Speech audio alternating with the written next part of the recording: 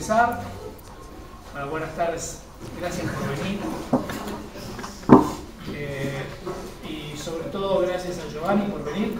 Él viene muy lejos, viene financiado por sus proyectos y aceptó venir a la universidad. Y bueno, para este encuentro con toda la comunidad de filosofía de UMS y todos los invitados y afuera. También le agradezco a todos los que, no solo a todos los alumnos que vinieron, a la profesora Gisela Suazo, a la profesora Leandro Uri, a la profesora Soledad Barzotti, que están acá presentes, que están dando clases en la carrera, y a todos los que no son alumnos y vinieron fuera de la universidad para visitarnos. Y espero que les guste nuestra universidad. El profesor Giovanni Maddalena es profesor en la Universidad del Molise en Italia y aparte es el vicerrector de la universidad. Se ha dedicado a muchos temas, yo lo conozco hace mucho, algunos temas ustedes ya lo conocen, por ejemplo el pensamiento de McIntyre, era escrito sobre McIntyre, y posteriormente fue estudiando el pragmatismo en Estados Unidos, una corriente de Charles Peirce, que no es tan conocida en Argentina, que no era, sin embargo es muy importante, y a partir de ahí formulando su propia propuesta que se canaliza sobre todo en este libro que hemos traducido acá en Argentina, en distribución para toda Hispanoamérica, que se llama Filosofía del Gesto. El profesor Maddalena hizo la licenciatura en la Universidad de Filosofía sobre el pensamiento de McIntyre en la Universidad de Turín y posteriormente el doctorado en la Universidad de Roma sobre el pensamiento tardío de Charles Peirce.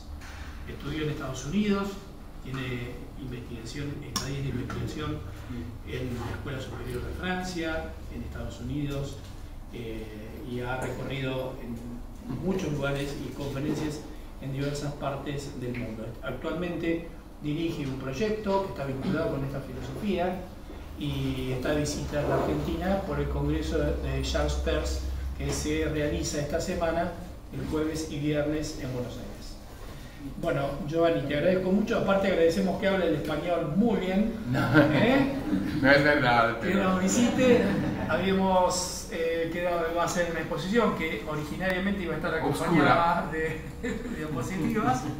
Vamos al plan C, quizás se va apagando todo y le pedimos a Gisela y a Leandro si nos pueden hacer unos comentarios del libro. Entonces la dinámica va a ser una exposición, unos comentarios de Gisela y Leandro y después abrimos toda una discusión y conversación con todo el público presente.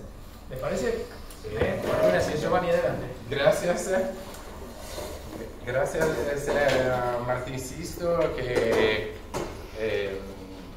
me presentó con tanta simpatía. Lamentablemente mi castellano no es bueno, pero y confundo como siempre ser, estar, como todos los italianos, y por y para. Entonces, que hagan como si dijese justo. Encima no tengo todas las palabras y estamos también en la oscuridad, entonces perfecto, no tengo ni apoyo con imágenes, entonces es la situación más difícil para mí, pero yo agradezco muchísimo a Martín y a todos los que están acá en esta aula, antes que nada los colegas que me invitaron, ¿no? Y espero dirles algo de esta propuesta filosófica que hicimos conjuntamente con Martín Sisto con este libro que publicaron ahora por la editorial Prometeo y que se puede comprar también con descuento esta semana. Pero la propuesta es una propuesta que sale efectivamente del pragmatismo americano. Yo estudié muchísimo por muchos años el pensamiento de Charles Sanders Peirce, que es un autor norteamericano, que nació en 1839 y murió en 1914, entonces es un autor contemporáneo, es el fundador de muchas cosas, también del pragmatismo, que es una regla lógica, antes que nada, es un método lógico de conocimiento, y después de varias disciplinas que estaban involucradas adentro de su pensamiento pragmatista. Incluso una fenomenología que es un poco distinta de la de Husserl, pero siempre fenomenología, es decir, siempre como intentar describir lo que está pasando y los tipos de realidad que estamos viviendo. Y más famosa, la semiótica, que es el estudio de los signos. Claro, los signos los estudiaron los estoicos, se dice, y San Agustín, claro, esos son las grandes premisas del estudio del signo, pero Peirce transformó todo eso en un estudio científico, es decir, sistemático y completo. Y claro, y encima el otro estudio muy importante que Peirce hizo es de matemáticas. Acá es un poco más complejo, sobre todo de la matemática del continuo. Y él descubrió que así como se entendía más o menos en su época, es decir, en el fin del siglo XIX, la matemática que fundada sobre la lógica y la teoría de los conjuntos producía antinomías, es decir, no funcionaba. Y él lo descubrió, lo escribió a Cantor. Peirce era un científico, no tenía plata y tenía muchísimas deudas, y al final se destruyó su vida, pero era un científico importante, y entonces se podía escribir a otros también importantes y lo conocían. Y todo eso para decir que la filosofía del gesto es una propuesta que sale de esta tradición. Después, como se hablaba antes, no necesariamente uno tiene que tomarla por este lado. Claro, hay una matemática, hay una semiótica, hay una fenomenología de pragmatista, digamos, pero después se puede desarrollar de muchas formas. Por ejemplo, hay personas que están trabajando sobre el gesto, sobre la noción de gesto, a partir de otras tradiciones de pensamiento. Por ejemplo, en Francia tengo amigos que trabajan sobre la misma noción a partir de Merleau-Ponty y de la fenomenología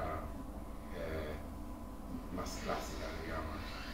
Y también hay personas como el famoso Agamben, que trabajan sobre eso en una versión, yo diría, hermenéutica, puede ser, también para tener una posición muy distinta de la que yo propongo, pero solo para decir que es una propuesta que tiene muchas perspectivas. Muchas perspectivas que se pueden tomar, y yo estoy muy contento si al final de esta clase un poco oscura uno va a tener la oscuridad, la luz de la palabra gesto, así como le sale, y para mí es un éxito increíble. Pero así ahora voy a presentar la propuesta así como salió de este camino, entonces de un camino una ruta pragmatista y con todas estas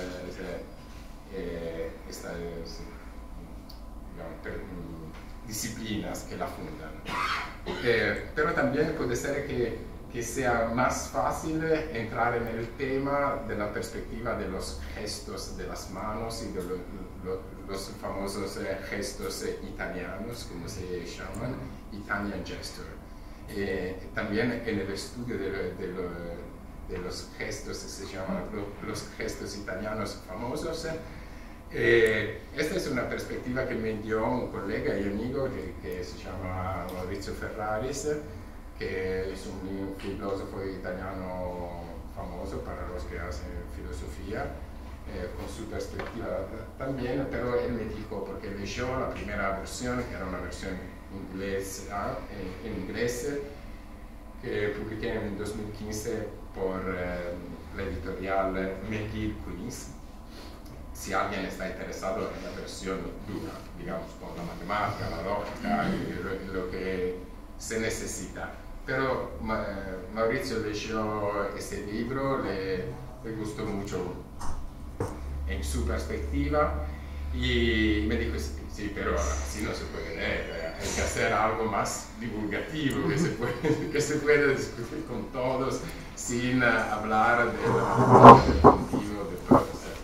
Y encima me dijo, sí, y además hay que partir de los gestos de las manos, porque al final tienen algo que ver con una filosofía del gesto. En la versión inglesa, si uno va a buscarla, toda esta perspectiva no está, y tengo que agradecer a Maurizio Ferraris por eso. Entonces, esa era la gran premisa. Ahora 15 minutos de filosofía verdadera, empezando por los gestos italianos. ¿Cuál es el problema del gesto?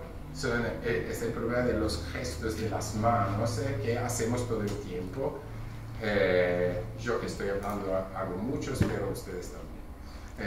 Y cuando uno habla es casi inevitable hacer gestos. Y es una buena pregunta por qué hacemos estos gestos, y hay grados de gestos.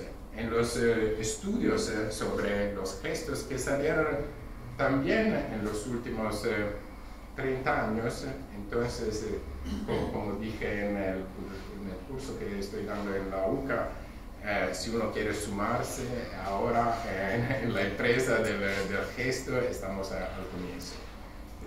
La hermenéutica empezaron como hace 100 años, entonces el gesto empieza ahora. Y en esta, claro, también en estos estudios sobre el gesto tiene gradaciones que van a explicar que no todos los gestos son iguales y que tienen una diferente, digo yo, en una perspectiva semiótica, una diferente simbolicidad. Entonces, aumentan simbolicidad. Los gestos que hago yo mientras que hablo, como que hace cualquier orador,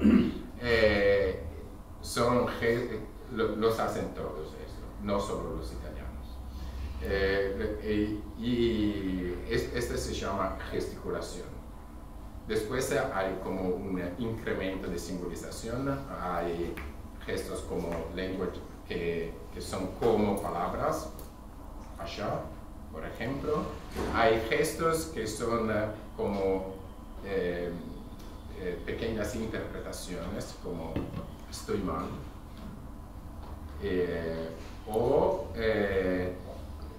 y estas se llaman pantomimas. Y después hay los gestos italianos, un poco más complejos, famoso, se llaman emblemas técnicamente.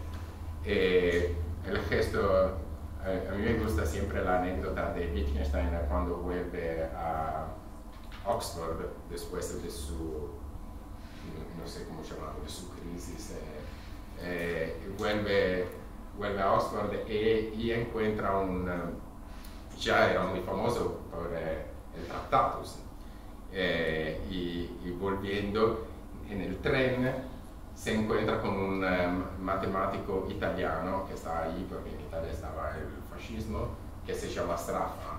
Y Sraffa le dice: usted es Wittgenstein, el famoso que todo se puede formalizar, formalice esto. Bien, Wittgenstein no lo cuenta eso, porque dice, y claro, no sé si es verdad, Wittgenstein también inventaba muchísimo, pero claro, lo utilizó para decir que después cambió idea, no hay formalización, las investigaciones,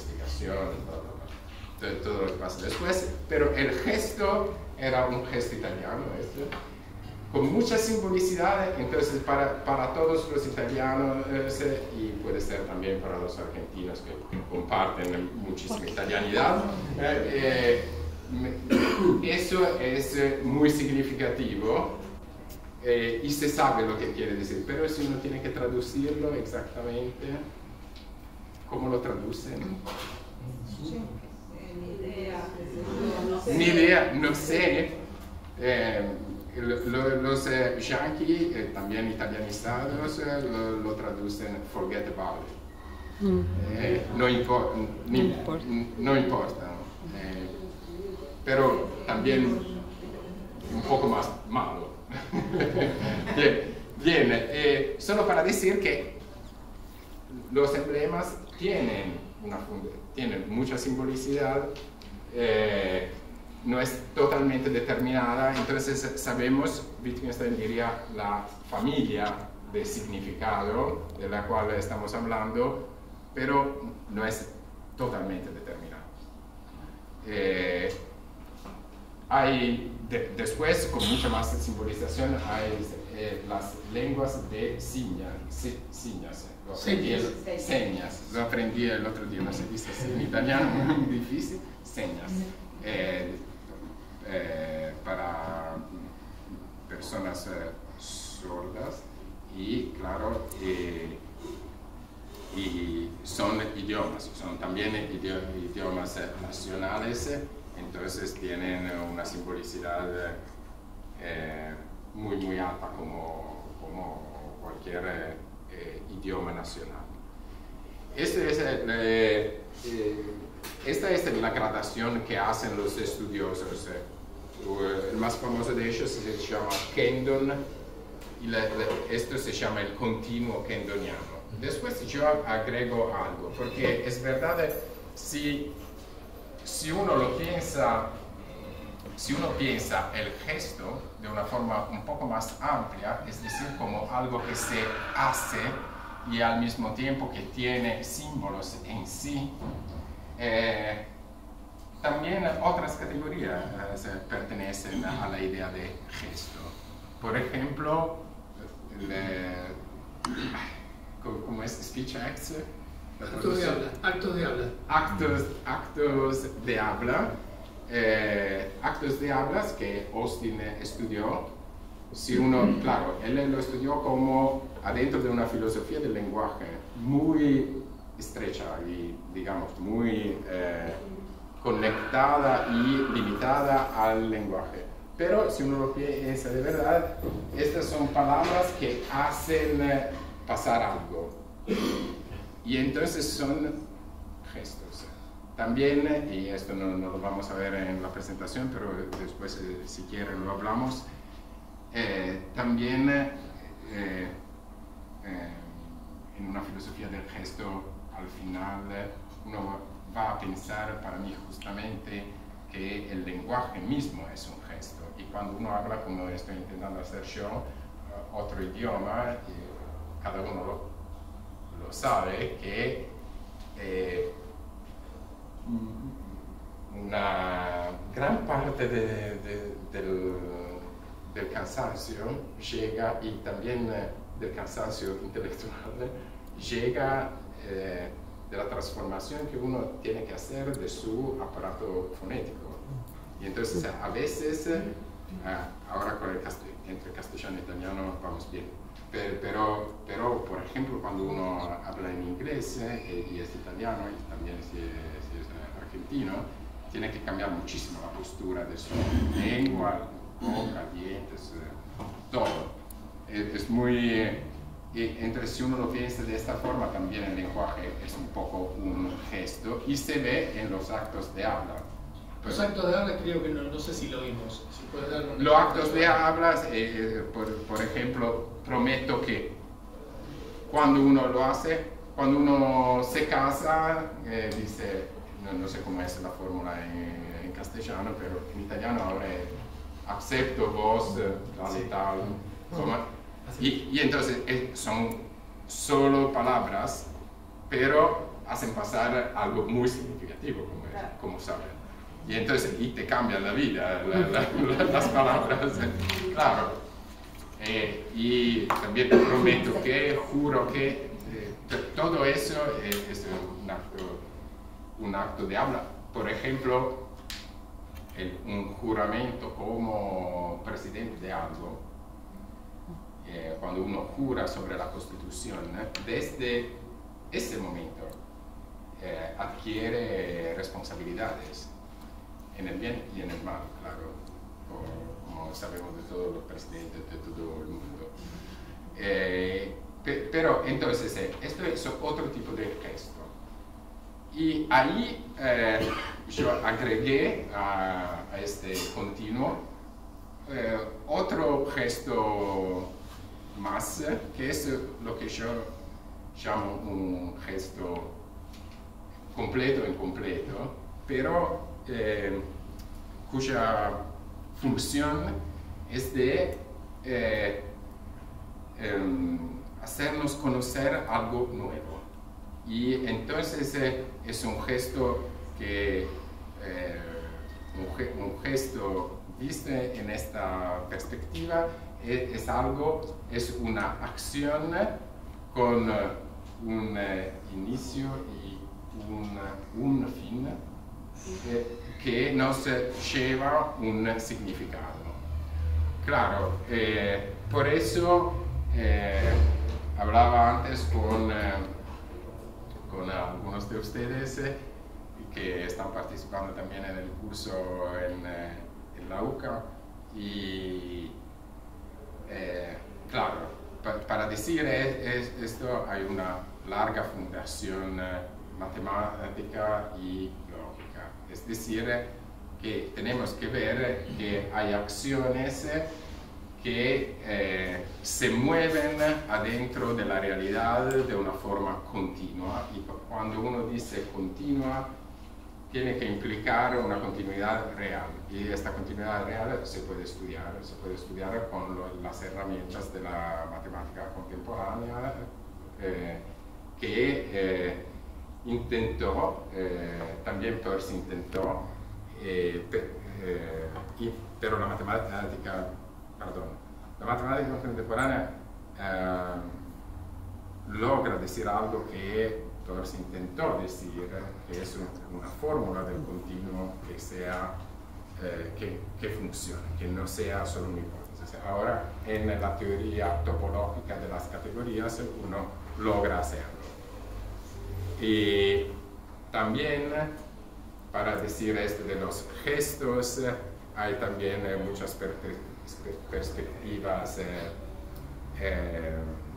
fenomenológicas a la Peirce y semióticas que hay que involucrar. Pero ahora hacemos ejemplos y se entiende. Y lo hacemos un poco más simple. Pero es para decir que hay una fundación para llegar a decir que hay acciones que logran llevar un significado. Y muchas acciones humanas son así. Y esto es también para decir que mi propuesta, para decirla así en pocos minutos, es que es una forma para decir que nosotros muchas veces pensamos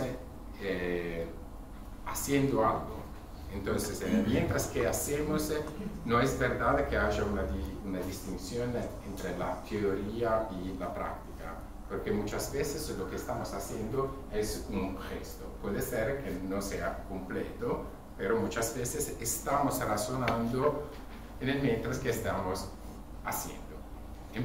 Hacemos un poco de ejemplos, así que se entienda. Un gesto completo. Ahora no tenemos imágenes. Aquí, este es el único momento que yo lamento que no tenemos imágenes, porque es más difícil aún con mi castellano describir un gesto.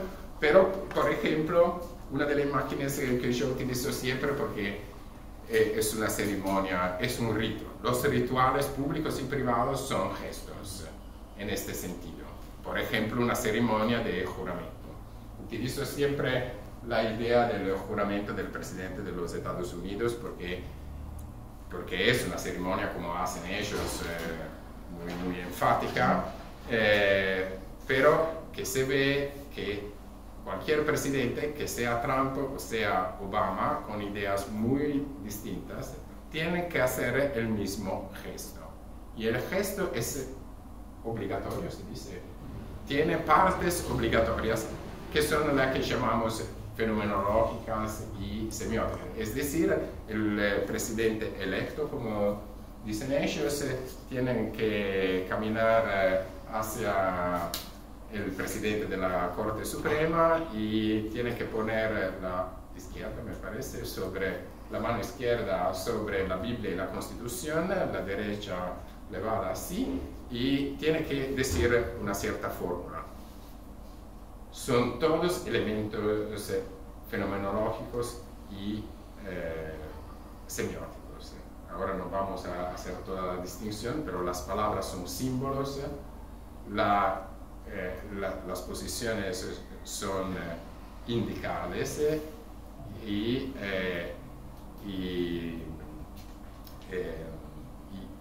también la imagen, la escena, así como se tiene que formarse, como si fuese un teatro, es icónica, es una imagen. Después tiene también ideas fenomenológicas, para decirlo muy brevemente, tiene que ser algo que involucre un vago sentimiento, una vaga idea, un vago valor, que uno sepa lo que está haciendo y que quiera ser el presidente, y también que los otros quieran reconocer a quién es el presidente, y también tiene que ser un gesto que se pueda repetir. Si algo no se puede repetir, no es un gesto. Y también tiene que tener fisicidad. Entonces tiene que tener como un choque físico. Tienen todos nombres, después nombres técnicos, pero no lo hacemos acá ahora. Solo para decir que esto, por ejemplo, es un gesto que termina con los cañones que tiran en el cielo. Y si no pasa así, no se sabe si uno es el presidente o no. Por ejemplo, con Obama le pasó, Obama se equivocó en el decir la fórmula, tienen que repetir la fórmula, se equivocó porque estaba muy emocionado. Se equivocó y discutieron como 3 meses si era verdaderamente el presidente, porque un gesto, esto tiene que ver también con los actos de habla de Austin, puede ser feliz o no feliz, o infeliz se dice. Sí. Cumplido o no cumplido. Cumplido o no cumplido. Entonces, esto es un tipo de gesto, los rituales públicos. También tenemos los rituales privados o semi-privados. Para explicarlo, yo digo siempre que tenemos, por ejemplo, que en Italia tenemos el almuerzo de Navidad. Esto lo tienen todos. Y en los Estados Unidos el día del agradecimiento. Eso es. En Argentina el asado todos los domingos. No sé. Pero son los rituales semi-privados, después hay los rituales privados de cada uno, si cada uno lo piensa por un segundo, que tiene sus gestos para decir te quiero, o muchos otros sentimientos, por ejemplo, complejos. Pero hay también, esto es fácil como gesto, pero también, si lo piensan bien, un experimento científico es un gesto. Cuando uno tiene que pensarlo, tiene que pensar en todas las partes. Tiene también, yo hago siempre un ejemplo, porque a mí me gusta eso, pero hay muchos de la hoja de oro de Radford que sirve para demostrar la naturaleza de un átomo. Pero lo que es interesante es que uno tiene que pensar en qué voy a poner en el gesto. Tiene que pensarlo con muchas formas de realidades físicas, de posibilidades de repetición, con imágenes de cómo tendría que ser para funcionar, entonces con imágenes también mentales y icónicas. Entonces tiene un aparato muy complejo para llegar a un gesto, que es el experimento. La primera vez, y esto es también muy interesante, así como sabemos quién es el presidente de los Estados Unidos, del gesto que hace, lo sabíamos antes, pero no tenía ningún poder antes que ese gesto. Y así, de la misma forma, por ejemplo, sabemos cómo es la naturaleza de un átomo. ¿Por qué hacemos este experimento? Lo descubrieron, claro, eso es la primera vez. Pero también, si uno es chico y hace el experimento por la primera vez, aprende exactamente lo que aprendieron hace 100 años los grandes científicos del mundo. Así, uno se lo piensa, el Galileo Galilei empezó a hacer unos experimentos y después ahora lo hace en todas las escuelas de todo el mundo, los primarios, se dice. Pero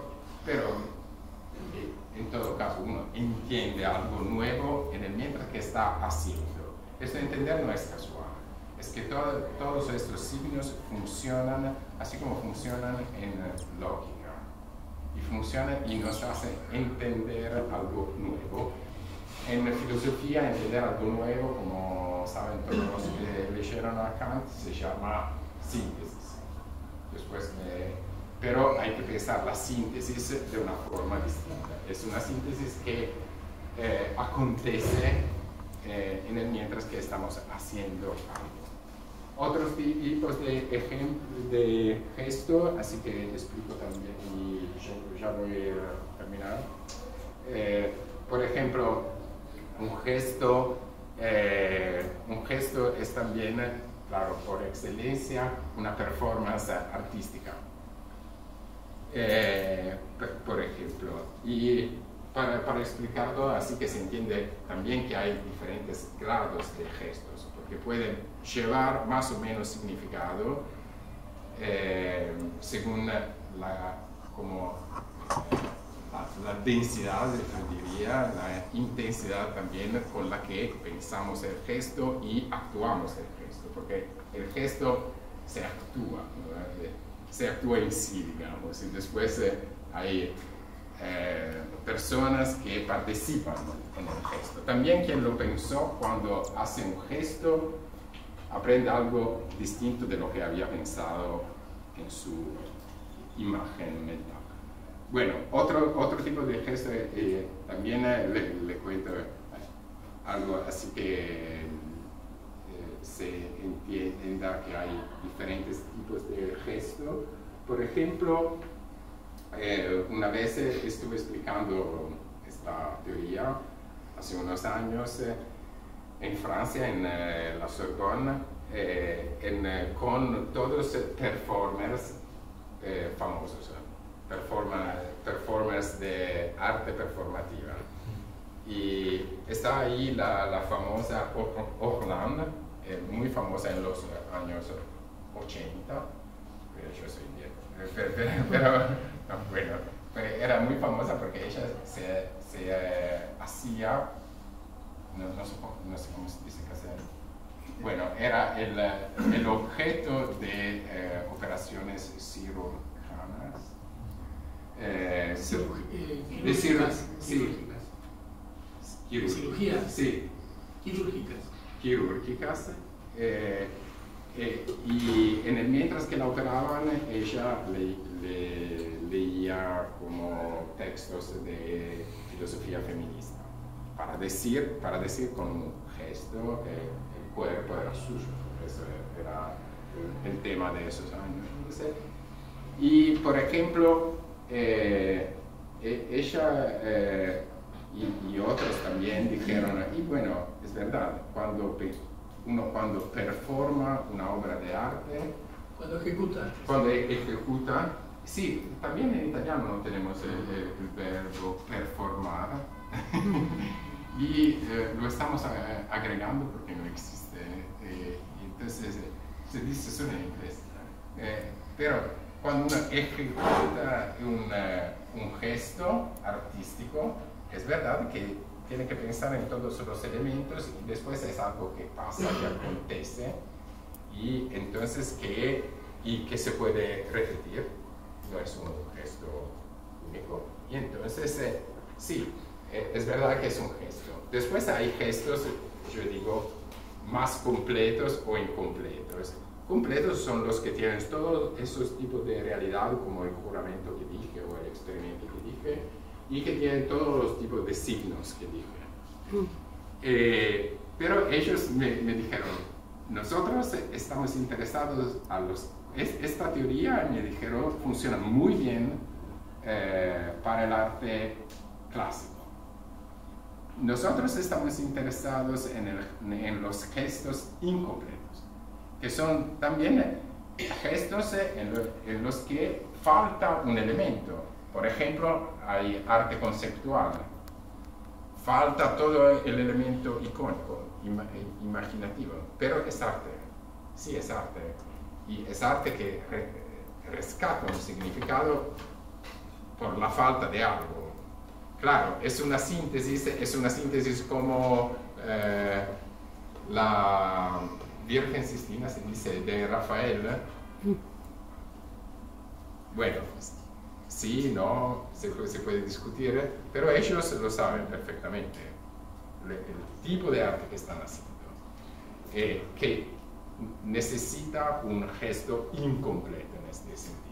Entonces hay grados de complejidad del gesto, pero todos llevan un significado. Puede ser un significado un poco limitado o un gran significado, pero todos llevan un significado porque es nuestra normal, digamos,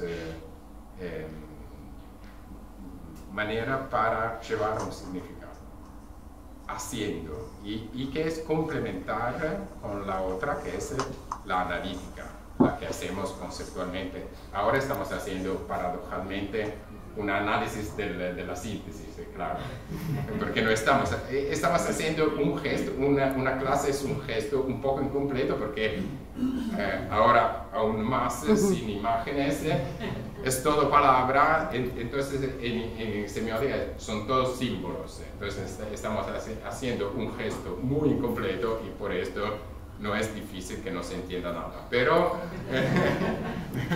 por esto vamos a hablarlo un poco después y para terminar los últimos 5 minutos, porque yo obedezco siempre a los tiempos que me dicen, solo para decir que si uno lo piensa bien, lo que es interesante, si uno piensa de esta perspectiva, hay también otras características del gesto. Tienen que tener una normatividad, todos tienen que participar con un asentimiento, tienen que tener una narración, entonces, y también una teleología. Tenemos que decir algo, que llegar a un punto final. Pero para mí, en los 5 minutos que quedan, puede ser que lo más interesante sea decir que cómo se continúa un gesto o cómo se aprende un gesto, es decir, la parte pedagógica puede ser del gesto. Y hay una definición que a mí me encanta de un matemático francés que también habló de gesto. Yo tengo muchísima subrayar que no soy el único y no sé. Y solo para decir que no soy loco tampoco, pero, y que hay tradiciones varias que llegaron a la misma idea de gesto. Y este matemático francés, que murió en 1944 porque lo ejecutaron los nazis, porque hacía también parte de la resistencia francesa. Y él decía, después de Gödel, después de los teoremas que demostraron que la matemática no se puede fundar sobre la lógica, para decirlo así. Bueno, hay que pensar en las matemáticas como relación con la realidad, y algunos, está todo un debate muy interesante que publicaron entre él y otro matemático francés que se llamaba Lotman, los dos muy jóvenes, y ellos explicaban a los viejos profesores de la Sorbonne, explicaban Gödel, explicaban dónde estaba el problema filosófico, y Lotman decía, bueno, entonces ahora tenemos que pensar en la matemática como acontecimiento, intentando seguir a Heidegger. Y este Cavaillés, este matemático se llamaba Jean Cavaillés, decía, no, pero esto después no se puede continuar con un acontecimiento puro, ¿no? ¿Qué hacemos después? Si la matemática, ¿cómo se enseña un acontecimiento puro? Entonces, pero hay que tener juntos la idea de algo, de un significado que acontece, que pasa en ese momento, pero la posibilidad de repetirlo, de hacer de vuelta lo mismo, de enseñarlo. Y entonces su definición estuvo que la matemática, y en este sentido toda la pedagogía, es atrapar el gesto y seguirlo adelante. Siempre me falta el castellano en los momentos importantes, pero es seguir adelante. Atrapar el gesto porque tiene la idea del acontecimiento, de algo que pasa. Pero después, si es un gesto, quiere decir que se puede hacer otra vez. Y puede pasar algo a los que lo están haciendo. En este sentido, es una forma distinta también de aprendizaje y de docencia, y pienso que sea un resultado muy importante. Además, y así termino, hay muchos que están trabajando sobre la idea de gesto en muchas disciplinas, porque también esto se puede utilizar para leer la técnica, para leer el mundo del trabajo en una forma nueva. Por ejemplo, siempre Maurizio Ferrari se quiere hacer un nuevo marxismo con nuevos trabajos. Y entonces él estaba muy agradecido de la idea de gesto, porque le decía que así se puede entender por qué estamos generando riqueza con los gestos que hacemos con los celulares, por ejemplo. No sé si funciona, pero esta es una idea. Hay personas que trabajan sobre la idea del gesto y la música, sobre el gesto y la religión. Por ejemplo, Joas, que citamos, le gustó mucho la idea de gesto para leer la sociología de la religión, porque también la liturgia o la oración es un gesto. Hay personas que trabajan sobre la idea de gesto y arte, que es lo que más impacta. Y nunca había pensado antes de hablar con Guillermo, que es verdad que también la filosofía del cuidado, también el cuidado pero nadie lo está trabajando, Guillermo, eso es bienvenido. Y entonces, solo para decir que es un tema, claro que en 40 minutos no se puede decir todo, y puede ser que se pueda decir poco, pero si se queda una palabra nueva, hemos hecho muchísimo. Gracias.